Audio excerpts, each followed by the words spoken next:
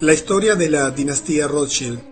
Este es un ciclo de conferencias basado en un libro extraordinario, en inglés, The History of the House of Rothschild.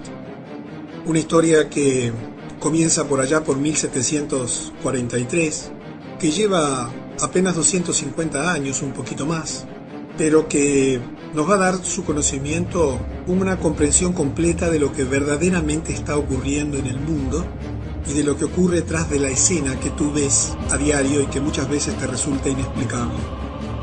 Seguramente como consecuencia de esta información vas a entender muchas cosas, va a significar un choque con tu conocimiento, con tu cultura, con tu conciencia. Si eres creyente, reafirmarás algunas cosas, te darás cuenta de otras. Sobre todo sabrás qué tienes que hacer de aquí en más. Si no eres creyente, te va a servir para cuestionar tu creencia, reaccionar. Si eres judío o judía, te va a servir para comprender muchas de las cosas que tienen que ver con tu maravilloso pueblo y que a todos nos afectan. Es una historia de poder basada en el dinero. Es una historia de dominación mundial, de gobierno mundial. Para quienes tenemos un conocimiento, en mi caso que viene de décadas de estos temas, desde niño me han interesado, pero ha sido en los últimos 10 años que he tratado de perfeccionar ese conocimiento que lo tenía en muchos aspectos, digamos, prendido de alfileres.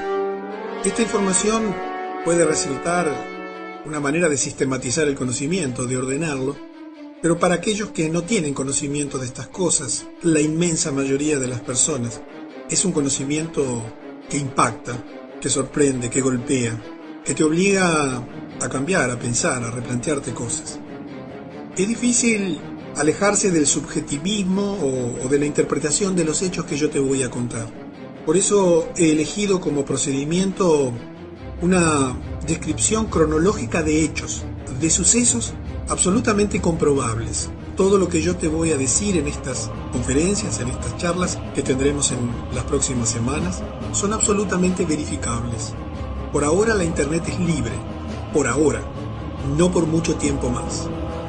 Entonces todavía muchas personas pueden enterarse de la verdad, no de lo que te presentan como verdad, que es una burda mentira. Y en ese esfuerzo por parecer objetivo, quizás el mejor procedimiento sea eso, limitarme a los hechos. Pero claro, me va a costar sacar conclusiones y hacerte comentarios. Espero que esta información realmente te resulte útil, que la valores, que la comprendas, que la compartas y que sobre todas las cosas te sirva para, como dice en la Escritura, levantar tu cabeza y alzarte erguido, porque tu liberación se acerca. Es un tiempo de esperanza, es un tiempo maravilloso en el cual vivir, es un tiempo en el cual estamos viendo la conclusión de un sistema de cosas. En pocos meses verás acontecimientos que te van a dejar pasmado, pero tú tendrás el conocimiento de ellos antes de que ocurran, muchos de ellos porque los vas a escuchar aquí. Y por lo tanto estoy seguro que va a ser muy bueno para todos nosotros. Nos va a llenar de expectativa primero, pero una vez que conozcas todos los hechos, te va a llenar de gozo, de alegría, de entusiasmo, porque hay una maravillosa oportunidad por delante. Así que comencemos, tratando de conocer esta historia, que por supuesto es extensísima. Te debes imaginar que en 260 años casi, o un poquito más, ha ocurrido de todo. Habría tanto para contarte, pero vamos a tratar de resumir esta historia en aquellos aspectos que pueden ser más centrales y que de alguna manera tienen un hilo conductor que nos lleva hasta nuestro tiempo. En esta primera charla vamos a abarcar del 1743 al 1798, casi al final del siglo XVIII y el comienzo mismo del siglo XIX. Esta historia comienza en 1743, cuando nace en Frankfurt, Alemania, un señor de nombre Meyer Amschel Bauer, de origen judío askenazi. Su padre, Moisés, era un prestamista de dinero y era propietario de una empresa de contabilidad y finanzas. En realidad, el nombre inglés Accounting House no tiene una traducción exacta.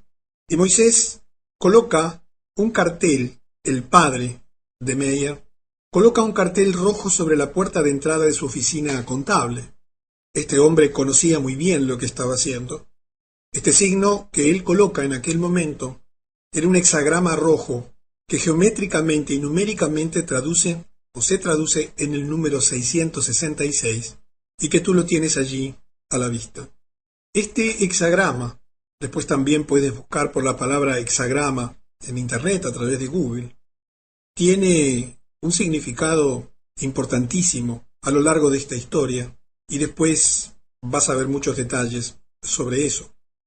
Pasan los años, su hijo crece y en 1760, durante esa década, Meyer trabaja para un banco de propiedad de la Oppenheimer, de la familia Oppenheimer en Hannover, en Alemania. Se transforma este hombre, Meyer, en un gran éxito en los negocios. Parece que tenía dotes y cualidades muy especiales y se convierte en un socio menor. Mientras trabajaba en el banco se familiariza con un general, von Storff. Recuerda este nombre porque es importante en la historia. Su padre muere en esta década y Meyer vuelve a Frankfurt para hacerse cargo de los negocios de su padre. Él conocía perfectamente el símbolo del hexagrama rojo, cuyo significado es 666, que seguramente tú ya lo conoces como el número de la bestia, un número esotérico del ocultismo, propio de los adoradores del diablo. Y entonces elige cambiar su nombre, y cambia su apellido, y pasa de Bauer a Rothschild, colocándolo en la puerta de entrada. Y elige Rothschild porque Rothschild en alemán quiere decir Roth, rojo, y Schild, signo. Quiero que comprendas la importancia de los símbolos. Quizás para ti, educado en una escuela común, ajeno a todas estas cosas que hoy dominan el mundo, los símbolos y los signos no sean importantes. Pero para Meyer, Amschel Bauer, ahora Meyer Rothschild, los símbolos eran importantísimos. Él ya había participado seguramente de rituales secretos de adoración satánica, su padre le había influenciado, y tenía muy en claro qué es lo que perseguía. Conocía perfectamente los pactos establecidos, tenía muy en claro el plan que se había urdido desde hace milenios, pero que ellos, por alguna razón desconocida para nosotros, habían sido elegidos para llevarlo adelante. Un plan que, como verás, venía a ser un plan de gobierno y de dominación mundial. Para anticiparnos un poquito y facilitarte la comprensión, si tú miras hoy a tu alrededor este hexagrama lo verás en muchísimos monumentos de tu país, de tu ciudad. Dependiendo de la zona del mundo donde vivas, lo verás más frecuentemente. Pero lo tienes en tu bolsillo o allí en tu cuenta, en cualquier billete del dólar. Lo tienes en el sombrero del Papa, lo tienes en la bandera de Israel, lo tienes en muchísimos lugares a la vista de todo el mundo. Por supuesto, suficientemente oculto en algunos casos o disfrazado en otros, como para que las personas que no conocen de estas cosas, que no les interesa porque están en otros temas, porque no saben que esto afecta a sus vidas dramáticamente, porque no tienen la menor idea de que hace 250, 60 y pico de años se comenzó a urdir un plan que incluía el uso de este signo. Bueno, quizás no te llame la atención, pero te puedo asegurar que a partir de ahora estas cosas van a comenzar a tener una importancia absolutamente definitiva en tu vida, porque habrá un antes y un después de conocer esta información. Y volvamos o sigamos un poquito con la historia. ¿Te acuerdas que te dije que en la década del 60 este hombre se había familiarizado con un general denominado von Storm? Él se encontraba asignado a la corte del príncipe Guillermo IX de Hessen-Hanau. Obviamente que estamos en medio de la realeza, estamos en pleno siglo XVIII, finales, última cuarta parte allí o segunda mitad del siglo XVIII. Esta era una de las casas reales más ricas de Europa. Había adquirido su riqueza de una manera muy inteligente. Arrendaba soldados de Hesse a países extranjeros que necesitaban o estaban haciendo guerras y necesitaban mercenarios. Y por supuesto que a cambio de eso obtenían ganancias extraordinarias. Por supuesto que es una práctica que tú conoces, ¿verdad? Hoy continúa bajo la forma de exportar mantenimiento de la paz. a través de la ONU con tropas en todo el mundo. Aquí en nuestro país es una función corriente de nuestros soldados ir al exterior a vender sus servicios militares en otros países en guerra. Por supuesto, bajo la fórmula hoy moderna de mantenimiento de la paz. Y allí Meyer, que era un gran comerciante, este nuevo Rothschild, o iniciador de la dinastía Rothschild, inmediatamente advierte que había allí una gran oportunidad de negocios. Recuerda que él ya era un comerciante muy exitoso, dominador del mundo de las finanzas, del mundo de los préstamos, del mundo de las empresas, del mundo de los bancos. Y con el pretexto de venderle a este príncipe valiosas monedas y baratijas a precios reducidos, porque él los podía comprar fácilmente con su poder económico y los préstamos que él daba, que muchas veces quedaban garantidos con joyas y riquezas que luego los deudores no podían recuperar, intenta aprovechar la relación del general en la corte para acercarse al príncipe. Y así Rothschild, porque ya lo vamos a comenzar a llamar Rothschild, ya se había cambiado el nombre, fue presentado al mismo príncipe William, quien por supuesto quedó más que satisfecho con los precios de las monedas raras que recibía y esas baratijas, y se dio cuenta que podía hacer muy buenos negocios. Y entonces Rothschild le ofrece una participación en cualquier otro negocio que el príncipe le pudiera plantear. Y verás cómo esta cercanía al poder, a los gobernantes ricos y poderosos, que comienza de una manera sencilla, financiándole compras de cosas valiosas a precios bajos para introducirse, comienza a ser parte de una estrategia que más tarde significaría la completa dependencia de todas esas realezas y de los gobiernos del mundo a su poder económico. Rothschild entonces comienza a adquirir poder, un poder basado en el dinero, y se convierte en uno de los colaboradores más cercanos del príncipe Guillermo, y termina haciendo negocios con él, y con los miembros de la corte. Pronto se da cuenta y descubre que prestar dinero a los gobiernos y a la realeza es más rentable que prestar dinero a las personas, ya que los préstamos son más grandes y están asegurados por los impuestos de la nación. No sé si entiendes que pasó muy poco tiempo y todos los gobiernos del mundo, todas las monarquías del mundo, todos los municipios del mundo, todas las ciudades del mundo están endeudadas. Quiero que comprendas que esto, que ya te lo he explicado de otra manera, en el material del lado oscuro del dinero, tuvo su origen allí. ¿No te sorprende? ¿Nunca te has puesto a pensar cómo es posible que todos los gobiernos del mundo estén endeudados, cuando cualquiera de ellos podría emitir su moneda y ser independiente? Sin embargo, un plan maquiavélico ha hecho que, a pesar de que en mi país se emite moneda, mi país no es independiente, porque su moneda no vale nada, puesto que está atado al banco central del mundo más importante, que después los vas a conocer, porque justamente es un banco Rothschild. Y este descubrimiento le abrió una increíble fuente de oportunidades y de posibilidades para urdir su plan, para continuar con su proyecto, del cual hasta ahora todavía no tienes muchas noticias, porque solamente lo conocía él y unos pocos. Cuando esa década está por terminar, allí en 1769, fruto del poder, que hoy también es muy común, el gobierno de turno, en este caso el príncipe, autoriza a Meyer con un permiso especial. Podría colgar un cartel en el frente de sus establecimientos comerciales, expresando que él es M.A. Rothschild, asignado a la corte por Su Alteza Príncipe Guillermo de Hainaut.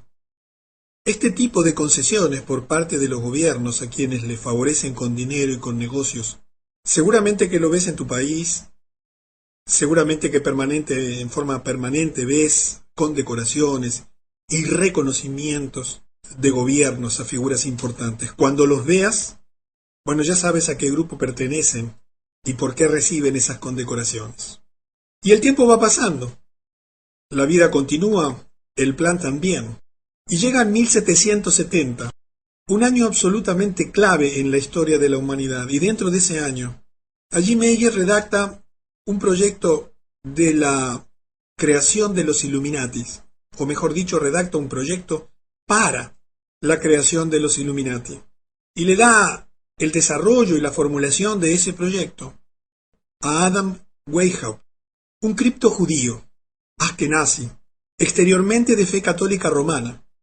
Criptojudíos son las personas que están adheridas, tienen una fe judía, pero que externamente manifiestan pertenecer a otras denominaciones religiosas. Puedes entrar en internet y aprender de los criptojudíos.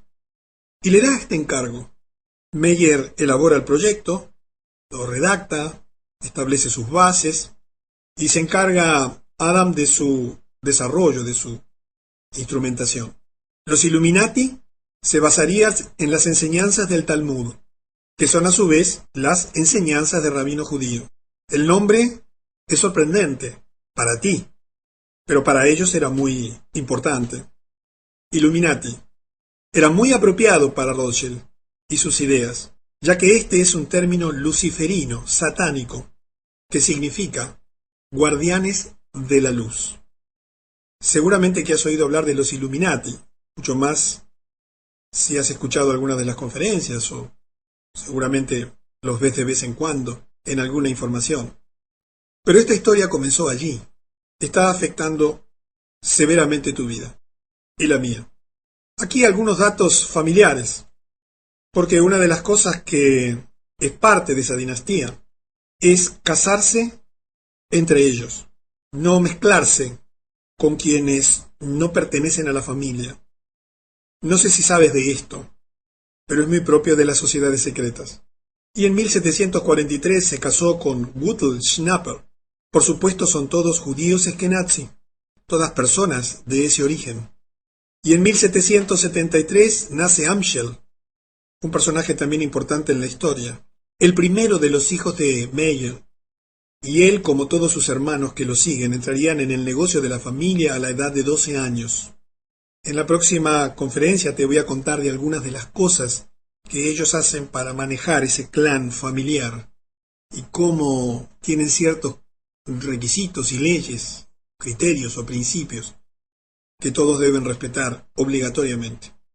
Y en 1774 nace Salomón Meyer Rothschild.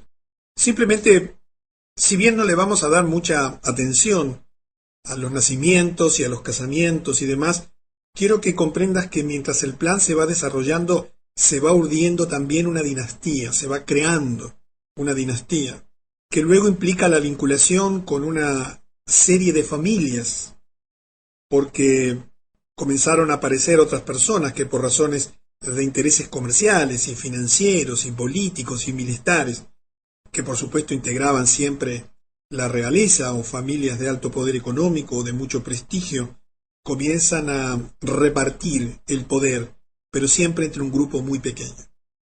Y en 1776, Adam Weishaupt finalmente y en forma oficial completa la organización de los Illuminati. Fue el 1 de mayo de 1776 cuando se crea definitivamente la organización de los Illuminati. El propósito declarado de los Illuminati, según esto que está escrito y documentado, no son opiniones, sería dividir el Goyim. Son todos los no judíos, tú y yo, a través de medios políticos, económicos, sociales y religiosos.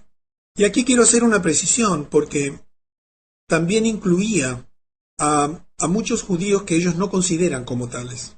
La idea era generar incidentes entre esas personas, con el fin de provocar lucha entre los Goyim, en tanto que las partes en conflicto serían armadas por los Illuminati, con el propósito final de destruir los gobiernos nacionales, destruir las instituciones religiosas, y que finalmente se destruyesen entre sí.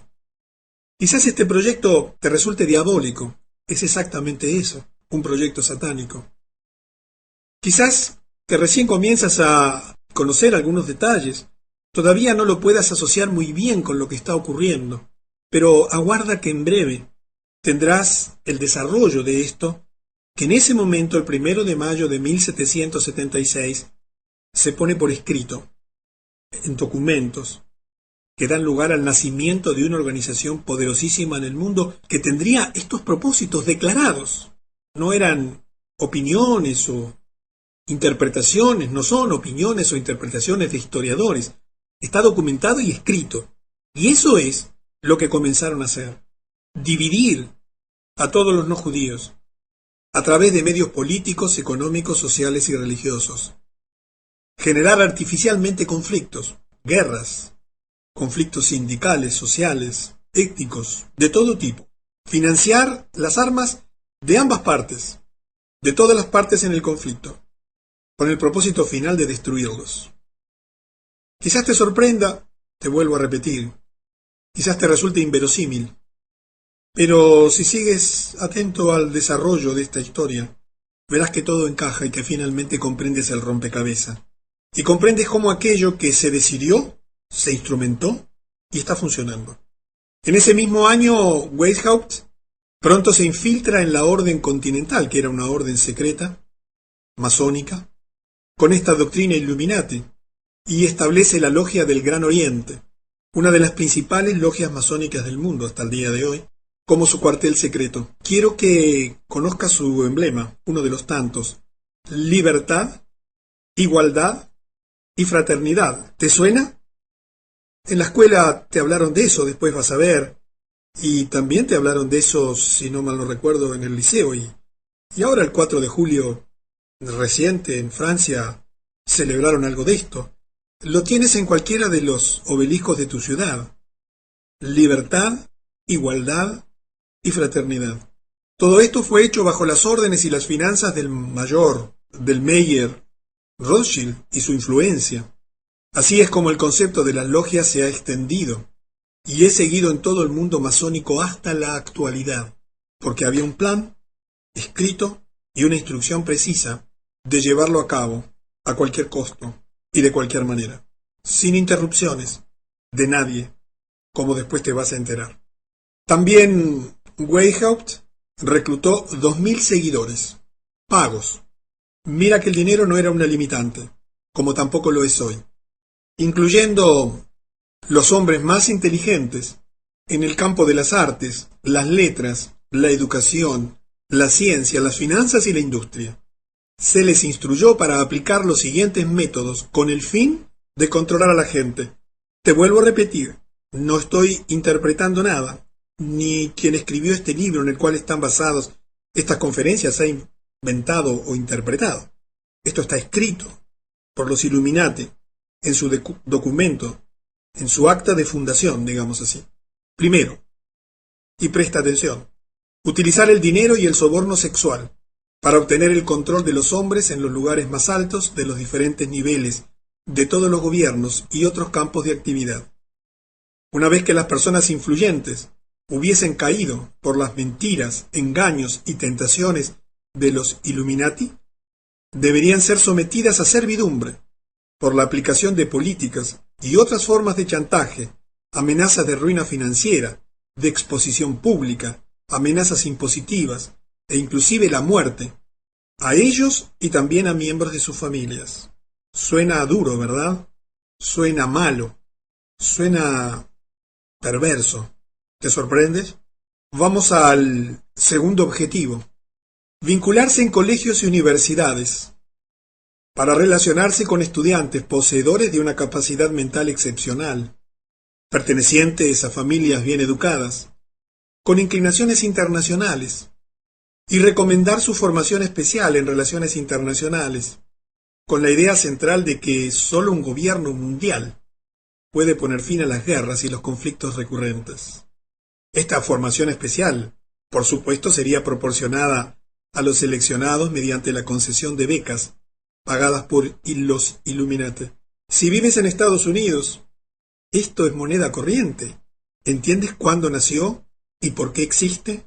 En tu universidad pasa lo mismo. ¿Entiendes? ¿Comprendes por qué todas las universidades hoy pertenecen, están siendo financiadas, especialmente las que tienen más nombre, las que tú ves hoy en la prensa mediática, aquellas donde se producen las investigaciones científicas y médicas más importantes? Este proyecto Nació con los Illuminati, se puso por escrito y oficialmente se instituyó el 1 de mayo de 1776. Vincularse en colegios y universidades. Quiero que entiendas por qué y para qué lo hacían. Ahora lo verás. Vamos al tercer objetivo.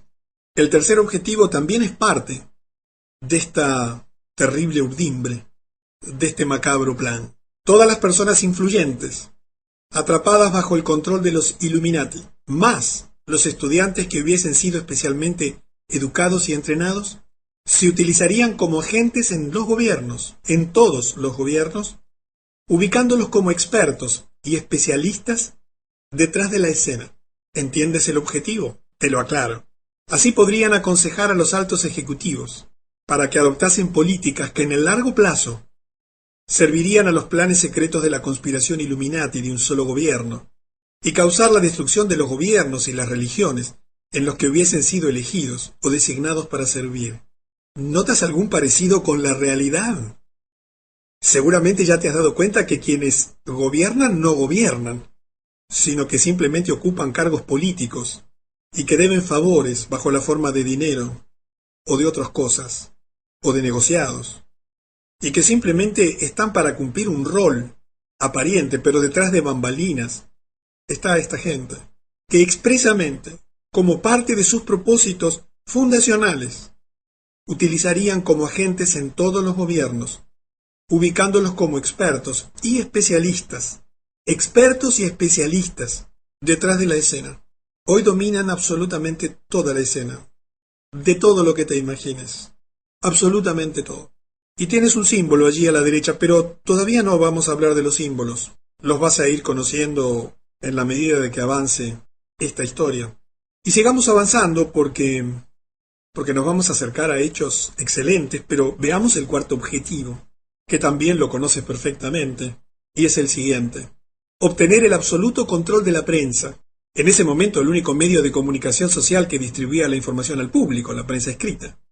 De modo tal que todas las noticias y toda la información pudiese ser inclinada, torcida, alterada, manipulada, con la finalidad de inducir a las masas a creer que un gobierno mundial es la única solución a los muchos y variados problemas de la humanidad. Todo lo que tú ves en la televisión, todo lo que tú escuchas en la radio, todo lo que lees en la prensa escrita, en las revistas de moda, todo, absolutamente todo, está manipulado. Solo puedes encontrar información independiente y veraz en canales de información independiente, por ahora, y mientras no controlen la Internet, para lo cual falta muy poco.